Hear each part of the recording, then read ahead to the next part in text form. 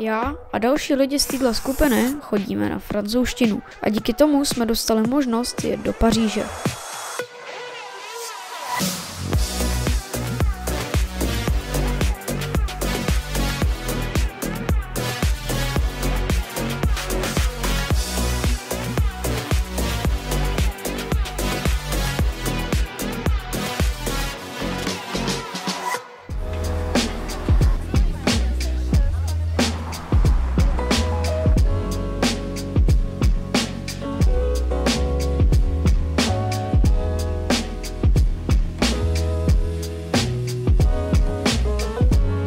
Jdeme dolů k Eiffelovce a jdeme nahoru.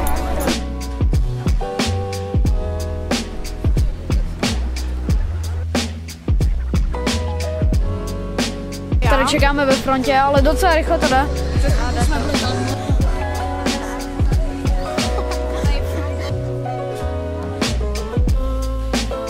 My jsme se dočkali.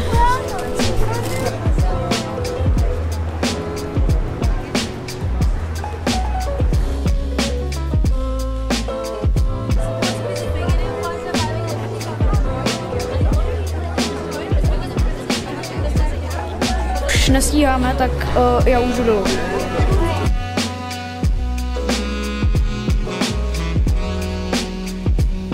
Máme hodinu do začátku Louvru, nevím, jak to stihneme.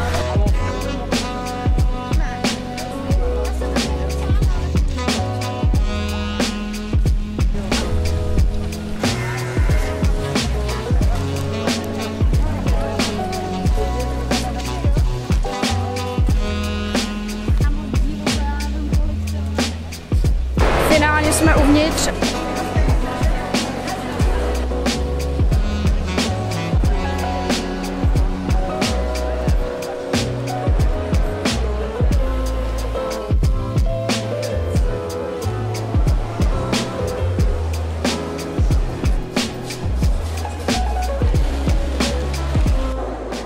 A potom, co jsme prošli tu jednu sekci Louvru, tak jdeme na Notre Dame.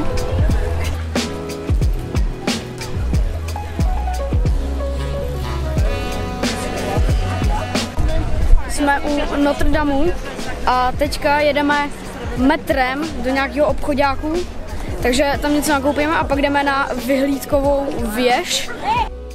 Jsme na Montmartru, venku je bouřka, je tam mokro a jsem se celý zlil prostě.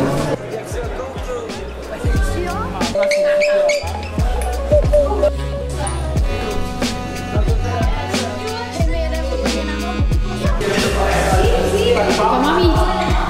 My jsme ve 45, sem máme do 56.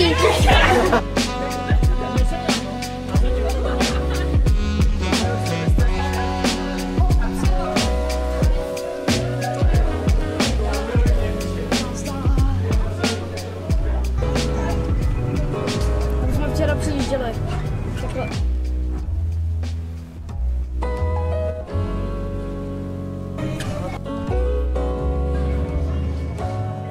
A pak se mi vybila kamera. Což nevadí, protože pak už jsme jeli jenom na hotel a další den jsme se nasnídali a vyrazili do Versailles.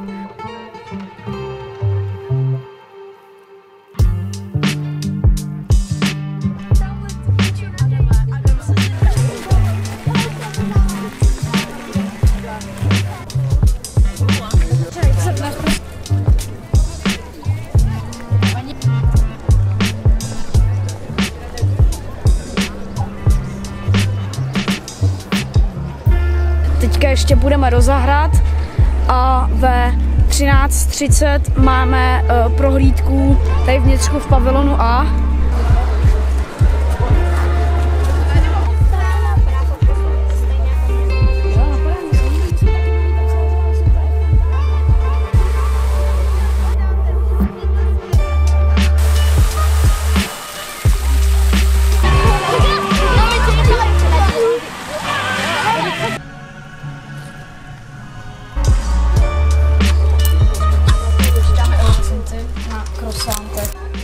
Dobrý, popáme.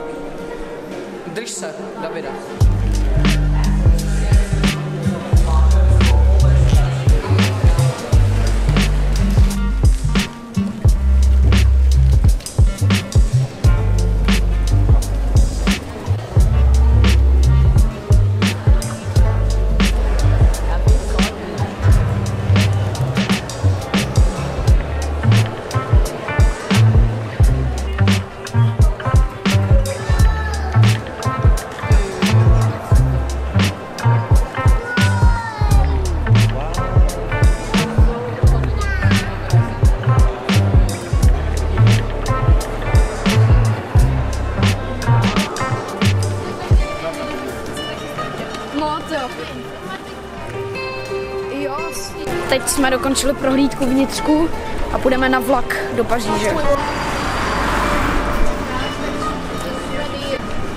A když jsme byli na jídle, tak jsme zjistili, že tohle vlakové nádraží dneska stávkuje. Takže jsme se přesunuli kousek opodál na tohle druhé vlakové nádraží, kde jsme jeli brutálně narvaným vlakem a proto tahle domněnka, jen doufejme, že tam někdo nezůstane, se stala realitou.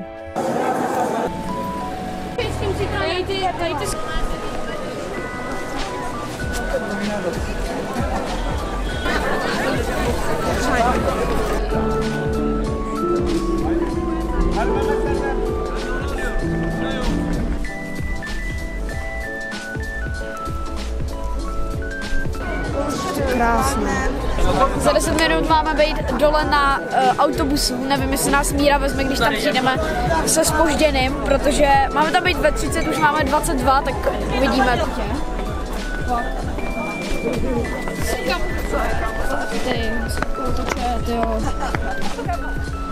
Na autobus. Do autobusu má.